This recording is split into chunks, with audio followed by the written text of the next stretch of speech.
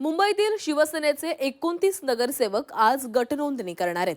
नवी मुंबईतील कोकण भवनामध्ये जाऊन हे नगरसेवक शिवसेना स्वतंत्र गटाची नोंदणी करणार आहेत.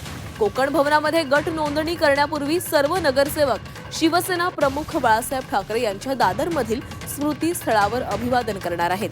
बाळासाहेबांना अभिवादन केल्यानंतर हे नगरसेवक एकत्र बसमधून नवी मुंबई येथील कोकण भवनाला गट नोंदणीसाठी रवाना होतील.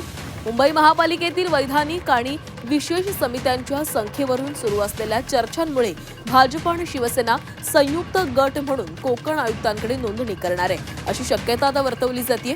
मात्र संयुक्त गट म्हणून नोंदणी केल्यास पुढील 5 वर्ष मनपामध्ये भाजपचंच धोरण स्वीकारावं लागेल आणि यामुळे शिवसेनेचं अस्तित्व धोक्यात येईल अशी भीती वाटू लागल्यानं शिवसेनेनं स्वतंत्र गट म्हणून नोंदणी करण्याचा निर्णय घेतला असल्याची माहिती सूत्रांनी दिली आहे.